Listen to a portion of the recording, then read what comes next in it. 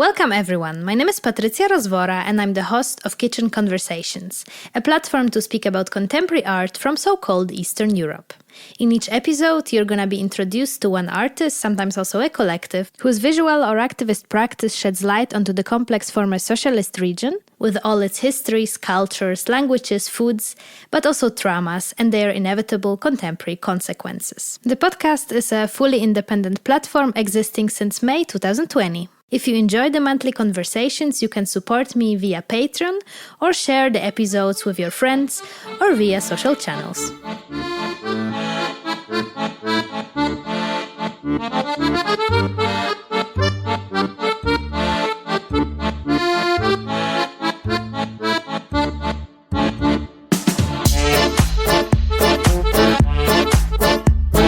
Today on the podcast, Kennet Lekko, painter and visual artist based in Berlin and originally from Tallinn, Estonia. On a grey December day, we met in his Weißensee studio northeast Berlin to chat about his paintings, art education, the big art world, and the history of Estonia. Let's begin. Hello, everybody. Hello, Kennet. Hello. Welcome to Kitchen Conversations. First podcast. First podcast of yours. Yes. So we are here now in your amazing studio, which I really like, and I was here already once, so I'm happy to be back. You work here and you live here. I do, yes. I recently found on the website, actually, they have the history of the building. So it used to be like built for a factory, I guess, and then during the war, the Second World War, then we were making some bombs and stuff. But then Like a factory for... somehow, but it was like reorganized for this. It wasn't built for this purpose. It was built for some other type factory. I don't remember which exactly. But then during the GDR times, it was like the Stasi headquarters, or like headquarters of the area or something, for like 30 years or so. Staatssicherheit, heavy history. Heavy history. And then when the wall came down, they found like a warehouse full of grenades and machine guns and whatever being stacked here illegally. So and now it's just like an artist's studio place. Interestingly, like half of the building is like the rat house of the Weißensee area, and then the other part is supposed to be a culture hub for creatives. Yeah. So were you like this kid who always loved to draw and paint, and then you became an artist, or what was the journey to become an artist for you?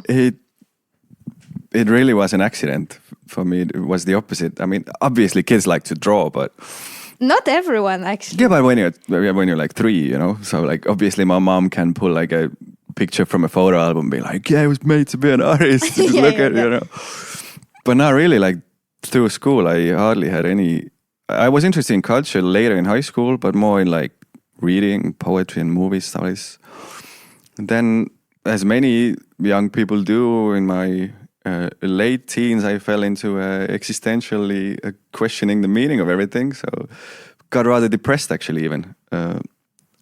And was just staying at home, just staying in bed. And my mother was going to this, like a hobby drawing class after work, like People's University it was called. Mm-hmm. And one day she just told me like, oh, like, you're not doing anything. Maybe you just come join me. For some reason I did. And then from there on, I got some praise from the teachers. I had a strong hand and whatnot, but I was basically there making drawings with like 40-year-old women. So how were the classes? Did they actually build you like a still life and you had to... Yes, exactly. Like coal and pastels, and then we would have classic, like flowers and plates and dogs or whatever. So it made you happy to draw? Somehow, yes. And then they opened the... I think it was last year in high school. And then the... application for the art school was somehow earlier than for all the other universities. So I somehow jumped in and accidentally, I suppose, got accepted, and then that's how it started. But at the beginning of school, I needed to really catch up because I didn't know anything. So I was like... Like technique-wise? As well, like art, anything-wise. I was like studying art history from YouTube. I just knew like Picasso, basically, you know. Or Van Gogh. Yeah. In retrospective, Kennet thinks that entering an art academy without any predefined art style or ideas about what art should be made him more open-minded and quicker to develop. The moment of realizing that anything you do could become art was definitely a liberating one. Back then, the Estonian Art Academy in Tallinn was a rather traditional one, concentrating on the classical approach to art making, but there was also space for the conceptual approach.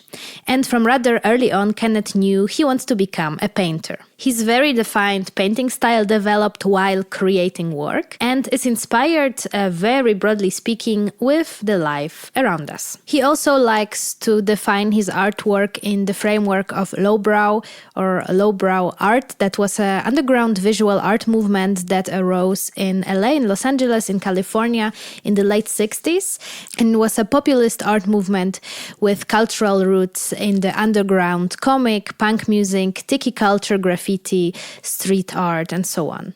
What you would call maybe like lowbrow or like not considered high art type things, like cheap decorations or like stuff you kitsch, can kinda? yeah, also somehow kitsch that? To take elements from like high culture, low culture and mix it up and give it like a different direction a bit. Also like material uses, like I use a bunch of like glitters and neons and stuff that's maybe like a punch in the face a bit. It's also kind of special, I think, that you paint on found canvases, found materials. So not necessarily canvases, but surfaces that you found somewhere. Well, a bunch of these works here are like, I have stretched the canvas on like wooden panels. I think this is what you're talking about. It started in Berlin when I moved initially with just like my suitcase with not a lot of money. People are throwing all their like old furniture out, so I started like collecting these wooden panels of IKEA cupboards and whatever, and then using these as old windows. But I would like break the window and then use the window frame as a stretcher for the canvas. Is this something new for you, like to see so much like furniture trashed on the streets, or? I'm not sure. I guess in Estonia we don't have this tradition of like just leaving stuff out in front of your door for people to take. Definitely. But at the same time, maybe back in Estonia, I wasn't like walking around with my eyes open. When I'm anywhere in Berlin, I'm like, there's a panel. Then I go check what condition it's in and like remember sometimes and then go back later, take it home. So you have to carry a lot. I work Lieferando on the side, so don't tell my boss, but sometimes I can use the big bag to... Perfect. That's great. To carry the panels. So while studying in Estonia, and here a quote, young kid with big ambitions, post-Soviet with American dreams, Kennet wanted to live in a bigger city. Cultural influence with the idea of the big world, with infinite possibilities, he initially wanted to move to the US. I guess my parents' generation was mainly the one that, they went to Finland to see how the Western people live when they were invited, or like however the policies were back then. To see like a supermarket where the shelves are full and coffee and bananas and all the cliche things. So I was somehow like brought up in this, and like my father is like a big fan of Elvis and me too. So I guess Americans, at least it seems to me, you don't have to shy away from ambition, whereas in Europe sometimes it's like looked down upon to be too ambitious, It's built up in a little bit different understanding of freedom, right? Like it's up to you if you make it somehow, but there's like no net, so it's up to you. If you didn't get a good health insurance, go fuck yourself, Yeah. It's the ironic part that a lot of people, I guess, maybe don't know, or like just have the idea from Hollywood how everyone can make it in the US. Anyways, well, we are in Berlin. To Estonia. Back to Estonia and Berlin. Yeah. I was very lucky to, because in the UDK, you work under a certain professor. And the professor I was somehow assigned to work under, Thomas Zipp, was very supportive to my way of working. Because I wasn't really... I can definitely say that I didn't take the most of my university years in terms of like what the university has to offer. Because back then I really wanted to do things my way, and I had my studio where I was living, so I didn't really use the school studio. I went to the class meetings and did some courses, but didn't use the workshops as much as I could. Didn't build like as many contacts maybe as I didn't use the community, let's say, of an art school. But at the same time, like a lot of professors really want to like, how would you say, like chase you around and be there and tell you what you should do. But Thomas was very, like he held me on a long enough leash. So he saw like my character and appreciated it. So thank you for that. That's sweet. So, because once we were talking, I remember last time I was here about like, do we actually need art schools, and do art schools help us as artists to actually, make the living with art and also kind of be happy with what we do and really be persistent in like becoming a professional artist? I guess the art school kept me on the track that I'm going to be an artist. But in terms of like literally teaching me techniques or theory, I guess it could have, but I guess I somehow avoided that intentionally or unintentionally. So I guess I would have come up with the similar type of work if I had the stick-to-itness. But I guess the university in this term like supported the fact that I am on this path and I am working towards being an artist. Maybe doing it with a side job in my dad's garage, maybe I would have like given up earlier. I don't think so, but I guess for some people definitely. And you're also like a very hardworking artist. I mean, you work a lot and you kind of produce a lot. Is that the right impression I'm getting? Yes, I mean, we're sitting here surrounded by a bunch of So how many artworks, definitely. paintings of yours are in this room, you would say? Like 200? Couple hundred more, I guess. More? On this wall, there's 20. My process is very like hands-on, so I can't just like sit and think of ideas. I just need to start. I hardly sketch, so I just like jump into it, and then the ideas and the connections like come through the process. So that's why I somehow have to keep producing, is because that's like the way I develop and the way I it's just my process. So how do you get inspirations? I mean, internet culture maybe is too specific, I guess, like culture in general, or like I would like to say that it's, a lot of the work mostly is just about life, but it's a bit of a cliche answer, but it's a lot of references to like things happening in my own life, happening to people around me, happening in society in some ways. Last time I was here, we were speaking that maybe you could be on the podcast. Then I was telling you a little bit what I do here, that it's all about like Eastern Europe and political art. And you said like you're not a political artist or you don't do politics. So are you sure? I think some artists have like tainted the words in my mind a little bit. Like there's ways of like making a comment on society as an artist, and then there's ways to preach your opinion. And I think art should maybe more leave it a little bit open. Interpretation. Yes, exactly. So there is space for being an activist artist, but I definitely wouldn't include myself in this space. I try to get people to think about things, obviously, as I guess every artist wants to. And for me, definitely, it's more maybe personal rather than political. But yeah, personal is political, right? I know. But yeah, so I don't consider myself as a political artist, but a lot of people see things in my work and references that can definitely be seen as comments on society and what's happening. So most of Kennet's works include image and text and speak about various aspects of human nature and social structures.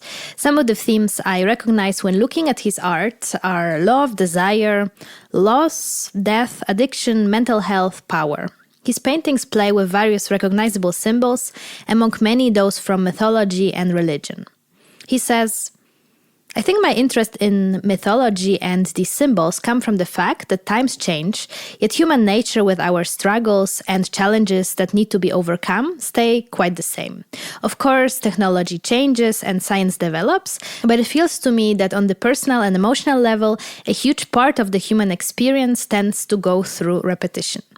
His subconscious use of medieval images come also, as he says, from growing up in Tallinn, surrounded by the well-preserved medieval architecture of the old town and the stories of medieval life, the glory and suffering of it. Despite not being particularly religious or growing up in a religious environment, he often uses those symbols in his art, and depending on the context, they are being interpreted in different ways. For example, he told me about this one painting of his where he painted a monk praying towards a huge middle finger.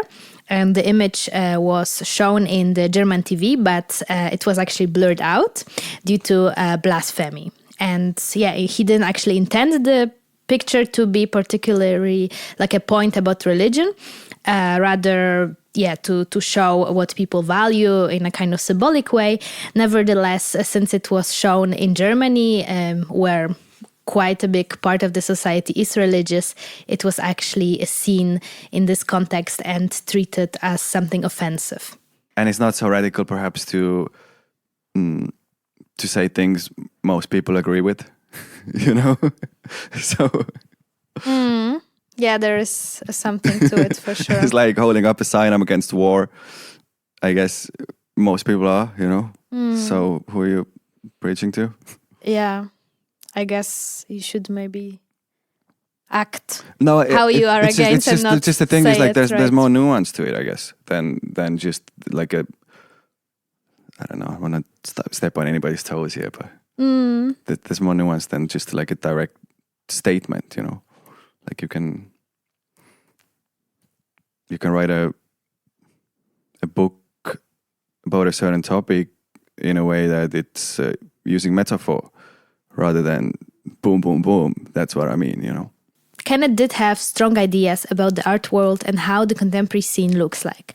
I was curious to hear his take on the professional art scene, and knowing his concern about working with galleries and institutions, wanted to hear more about where those worries come from and talk about some possibilities of overcoming it. The monotony of like a lot of galleries are showing what is somehow in fashion at the moment, and that there's not a lot of stuff that edgy or says something. Yeah, I guess that's always the case. Also, like if you're independent, you're just independent and you just count on yourself. But once you work with someone, you have to compromise also on what you produce. Definitely, and how you show yourself I would think as an artist. Like recently I've been thinking about this, like an alternative band getting like a record deal actually gets their music in front of more people, right? So you can decide to like be cool in your friend's garage, or so I would say like the same thing, the same argument that I had with the galleries. Like we can sit here and be like all the music on the radio is shit, and we have cool music, or we could be on the radio, like find a way to like get the cool music on the radio. Then so I think we should. Totally, Not saying that I'm the coolest artist, but like we should maybe find ways as artists as well to get the kind of stuff that we like into like these institutions or galleries or whatever, instead of like just turning our backs and being like we're cooler than you, or like we don't fit, or you know. Yeah, I agree, and I think that's also like my strategy, let's say, or like with certain let's say podcast or music players that my podcast is on. I don't really support their politics, especially the big ones. But then I'm like, okay, but at least I can have my podcast there and people can hear me criticize those platforms. I hear what you're saying, on right? those platforms. Yeah. I guess it's similar with fundings, like where artists get fundings, right? Often those are like problematic places which give the money and have the money, right? And either you just like not take the money and do a statement, or take the money and use it to create some critique on the whole system. But like for me as an artist, like what's most important is like my art, and that people see it and that people relate to it, right? So does it make more sense that I just have all these like 200 paintings here in my studio, or would it make more sense if it was somehow on a wall where there was like a line outside to come see it, right? So obviously for an artist, I'm not going into politics here, But for an artist, a creator, it is important that your work is out there and like appreciated or criticized or whatever, but like reacted to. And it's funny because I feel this way of thinking that, let's say, art for the artists, and we are so protective of like how our work is being seen and used, is also a bit fault of the art schools. Or at least for me, you know, like my art school really made me so careful of speaking about money and like making money with your art and selling yourselves. And that's all where the these American things. thing comes in, right? Exactly. I was just thinking. Because like that's a very... They have no problems I've never with been that. to America, but like it sounds like a very, somehow like a European approach that you have to be like, can't talk about money or like can't talk about like that you like want to be the best or, you know, like stuff like this, you know. It doesn't mean that you're putting anybody down. I just had a conversation with a friend of mine about this. That when I was younger, I used to consider like many other artists as my like rivals somehow. Just like, I want to make it, you know. and they tell you that like, okay, in art school in Tallinn, they told us basically there was like 30 of us, and the professor told us like maybe 2 of you are going to be like artists making money or like making a living as an artist. It's true though. And I was like, who's the other one, you know? So good one. So somehow. So you have some of the American spirit. I guess, you know. And that's good. I mean, but coming back to the point with talking to my friend, because now I realize that we're not rivals. We're colleagues, and it's more like in terms of back to like music examples. Like I can make techno music and you can make punk music, and it doesn't, you know, if both of us successful and make the best thing at what we are doing, we're not like somehow stealing the other one's audience, or, you know, can also be positive in a way that like, oh, they made something like very cool that I appreciate. How can I like also rise to the same level or like top that? And then I guess the whole culture somehow moves in a positive direction due to that. And you also told me that you don't want to sell yourself as the Eastern European artist. And now you're on the Eastern European podcast. Yeah, for sure. I mean, of course, because your work is personal, it also includes like your Estonian experience in it, of course. But would you say like, would your art be different if you stayed, for example, in Tallinn and worked there? That's a very good question. It's very difficult to answer. I remember when I was, when I got the news that I can come to Berlin, one of my professors told me that you think you're going to just go there and be like, you know, fit in, but like at the end of the day, you're still going to be the Estonian guy. I was like, nah, of course not. But sort of in some circles, I mean, I am referred to as the Estonian, which is somehow cool to be the Estonian guy. But exactly, yeah, sometimes it's cool. But of course it's weird, and hinting at like identity is somehow very relevant in the culture discussions these days. Mm-hmm. But yeah. I wouldn't say that I ever thought of myself in such a manner when I was back in Estonia, especially. I was thinking of myself as like a Western artist, I think. I was thinking of myself as. Yeah, I think that's the other thing. Once you live so far away and you come back, like you see that you're also a bit the outsider, right? And talking about the internet, like I am part of the generation that already, I mean, we didn't have like phones when we were like kids. We could still play outside and all this, but internet like was a part in our early teens already, you know. So I guess this was like a big connector of culture somehow. So I immediately thought that I was like a part of like a wider happening rather than just like my village here in the corner or somewhere. Mm. But now being like living in Berlin for some years, you definitely get a bit of this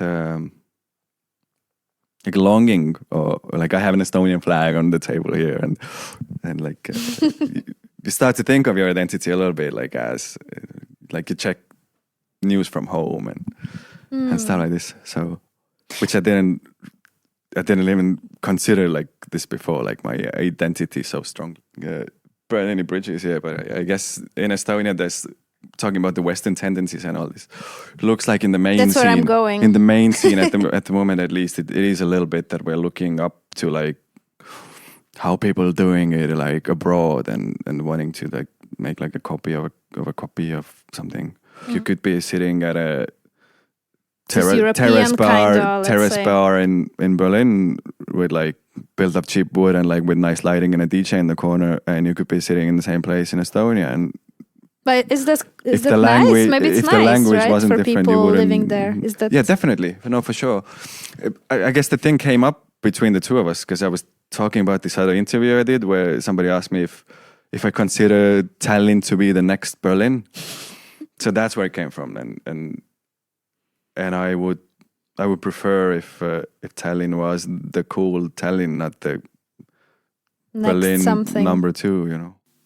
Using the opportunity of Kennet being the first Estonian on my podcast and one of the first artists from the Baltic region, I also asked some question about history of Estonia, especially curious about the country's situation during the Soviet Union and in the period of the so-called transformation. My first misconception was the political status of Estonia during Soviet times. Unlike Poland or Hungary, for example, who were part of the so-called satellite states and so under the satellite hegemony of the Soviet Union, Estonia was annexed and occupied by the Soviet Union already in the 1940s. So exactly, my mom has told me the story, but she was changing the Russian currency to the Estonian currency while she was pregnant. So I was like the first generation of the new republic again. So it was crazy times, but for me it was just, childhood. I didn't like, but people were, as in, I guess, most of the Soviet Union countries where everything had belonged to the state, and then all of a sudden got privatized, right? So it was like a Shock. Not a Wild West, Sure. but a Wild East, like mafia stuff going on. The country didn't really have yet like a proper working police system or like a government system, So it was like it was wild times, but I guess like in like about 10 years they got it kind of under control. But we had like a bunch of mafia activity and like people got like blown up on the streets and like pretty weird stuff looking. But I can only look back to this from like history, news yeah. reports and stuff. But For sure. And like in school, what do actually they teach about this period? Like the history books, do they actually cover this part of the history or? When I was going to school, I guess it was still too close of a history to cover that in a history class. Maybe they do now. I mean, definitely seeing a revolution and like all of these, how Estonia, the Baltic chain and all these things, of course, were covered, but not in terms of like how how it played in the social and economical scene. Yeah, I don't really know how to ask this, but as you see, my knowledge also about this, although I work with these topics, is kind of limited. And I think also that's why I do this podcast, because all the stories of our separate countries are so different, but they are somehow put in all one pot and this all kind of mixes up. So that's why it's also valuable for me to have you and tell your kind of part of what you know, to kind of learn from each other as well. But my question, or like what I know from like the different Baltic countries, is that you had also like a strong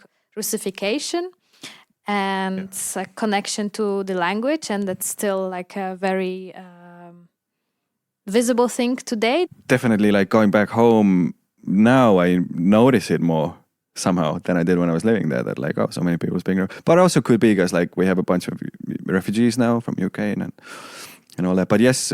The population of Estonia is more like 1.3 million, but I guess the population of, it's how to say that politically correctly, of Estonians, Estonian-speaking Estonians, then let's say, is around like, I guess, like either a million or 900,000, I think less than a million.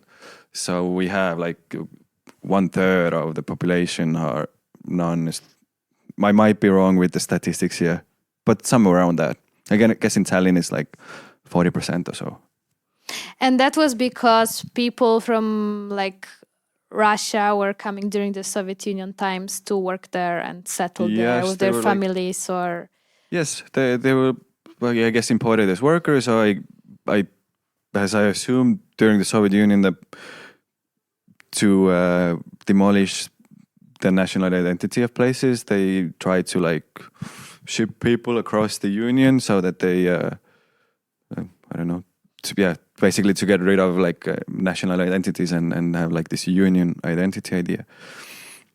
And somehow, I mean, it's still I am 30 years old, and so Estonia is still, the new Estonia now is like still a very young country, and there's been like generation or two after this social changes.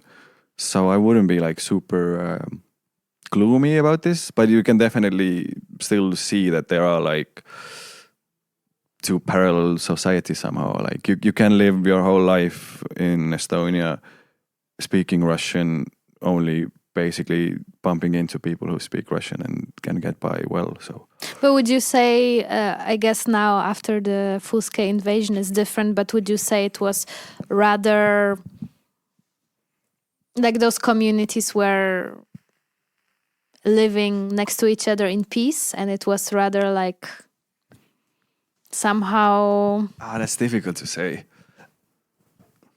Somehow, but there's definitely tension there. And I think the most of the tension comes, which is now being brought up again with the Ukraine war as well, comes from like a different reading of history. Because us as Estonians, we were occupied, right? But for the Russian population, their understanding of history is that they liberated us from the Nazis, so that we should be grateful for this move. But after the so-called liberation, they didn't like let us live liberated, but they made us join their empire, so to say. And us, like as a tiny nation, trying to maintain their language and culture, obviously there's like a dilemma there. And can you tell a little bit how the situation of the country changed after like the war now in Ukraine? So you said you have a lot of like refugees coming or like came from Ukraine? Yes, because we had like a bunch of foreign workers, I think, already coming to Estonia to work from Ukraine. Because I think even though the living standards of like, how would you say, the living standards compared to like how much you make and how much things cost in Estonia is not so great. But so Estonians go to work in Finland, and I guess then Ukrainians come to work in Estonia. Similar to Poland, yeah. This works. So we already had like a bunch of these people living and working there, and they could obviously bring their families, and then Estonia, as much as it could, as a tiny country, provided and let in the refugees, of course. It's calmed down now, but at the beginning, I remember there was like all my friends were talking about like, do we have to go to war, or like how you prep? Like I didn't go to the military, for example, and I was like, fuck. Do you have maybe like I should have? Yeah, you have to. So you either do it's compulsory. Okay. But I weaseled my way out of it back then, being a student or now being a young, artistically minded, rebellious fucking kid. So there is ways to kind of skip it. I mean, yeah, if you have migraine and tell people it's way worse than it actually is. All right, but it's mandatory. Okay, I didn't know that, and I guess it's gonna stay. And in a weird now. way now, like being a bit older, I somewhat even, I'm not sure if regret, but when stuff like this happens, like a full-scale invasion, you definitely reconsider that maybe it would be good to know what to do, you know? Because now I'm just a civilian. If I had like even like basic military training, I would know like where to go. I would know who to listen to, or like, you know, I would know how to assemble in a certain situation. I would know first aid. I would like know all these things, you know, because once somebody attacks you, it is already a fight. It's not like you decide, okay, let's talk this through, you know? I guess that's the whole thing also now in Ukraine and all this like pacifist movements. That's the argument, right? Like, we didn't choose for this. Someone just attacked our homes and we just have to protect ourselves. Yeah, but I guess also the point here, or like how I see it, that the aggressor is really using strategies which are not new to some of our countries, you know? Like, we know this. So maybe like start listening to what we were talking. You know? Yeah, this is definitely weird how would you say, like the approaches have changed, you know? Like I remember when I was bringing up the fact that like Germany with their like going green, like isn't it a bit not so smart to like rely so heavily on Russia? On the Nord Stream 2. Yeah, like on the gas. So like, because as I understand, we're closing down coal plants, which is great, but at the same time, Germany doesn't yet have the capacity to like create all its power with like windmills, right? So we were getting it from Russia. And my question was more like, I wasn't even expecting a war or anything. I was like, what if they just decide to like turn it off or whatever, you know? It's a bit dumb. And then people were like, oh, what are you talking about? And then like half a year, it's just like boom, you know? So I guess, yeah, people from the East definitely are a bit more cautious about like dealings with Russia, you know? And that's not to say with Russians, but as the Federation, yes, like the imperial mindset, whatever. Indeed. I have to point out I am no expert. So just in case. For sure, but I think it's valuable, as I said, opinions, and I like to create knowledge from opinions and stories as a addition to academic theory, which people can also read if they are into it. Yeah, last but not least, just to come back kind of to your work and we are now recording in December, but the podcast will be out first thing in January.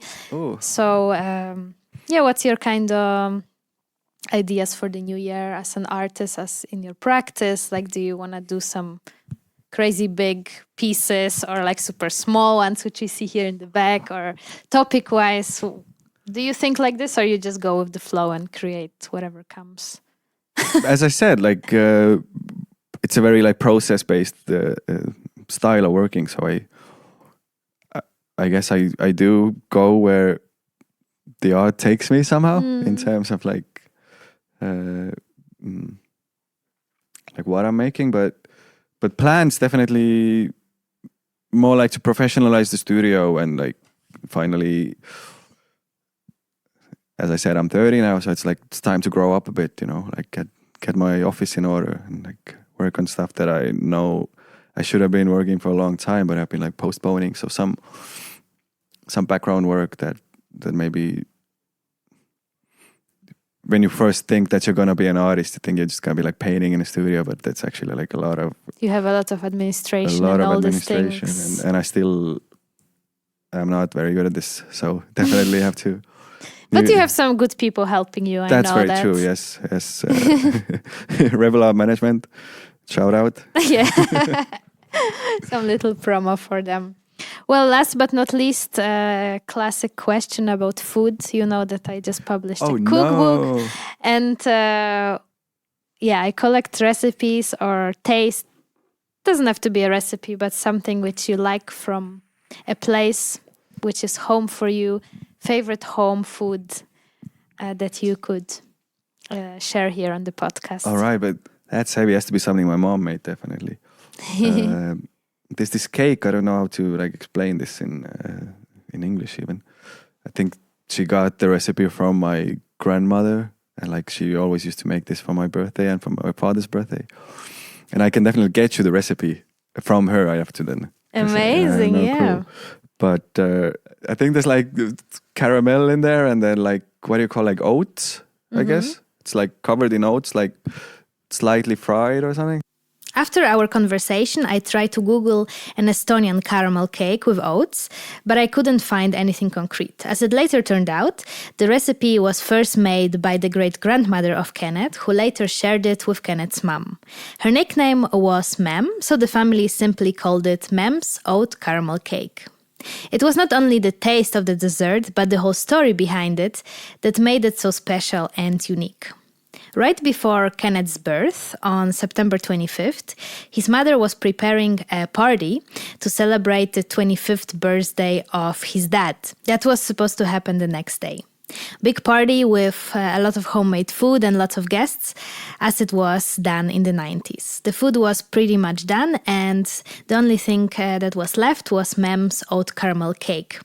So the mom was working on the cake when she realized her water broke, and instead of finishing the cake, she actually had to go to the hospital and give birth to Kennet.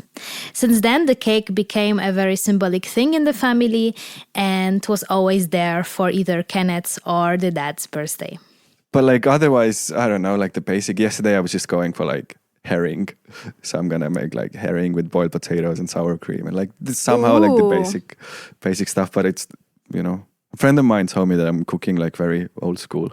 Because I'm making like liver with potatoes and like. Do you cook here in your kitchen? Yeah, I do. Yeah. Are you like a good cook? I don't know. I can feed myself, but. But you cook a lot. I do cook a lot. Yes, I rarely eat out or order in. So. And do you have people then come over, or you just? Sometimes, but like, I tend to eat like a lot of the dishes I make have meat in them, and like a lot of people, especially in Berlin around me, like tend to stay away from that. So. So you just. I can keep make to fish, yourself. you know. I can make fish for them. Or cake. Well, get me the name of the cake, okay? Yes. And then I will. I'll have to ask my mom, and I'll get you the recipe too. So. Well, thank you so much, Kennet. Actually, I wanted to say one more thing. I don't know if you know, but your surname in Polish means to be light. Light. Lekko All means right. something light. It's All actually right. a very positive word. Okay, that's cool.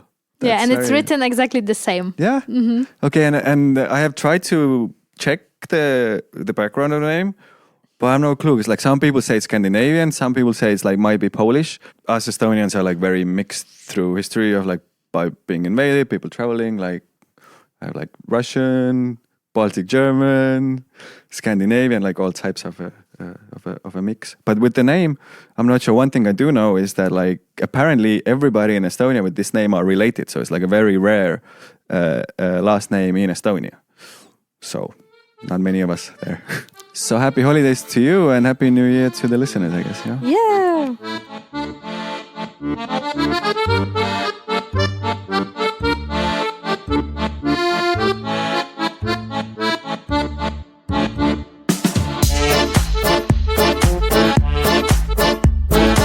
And this was it for today. Thank you for reaching till the end of this episode. Don't forget to check out the show notes with references to things discussed on this episode.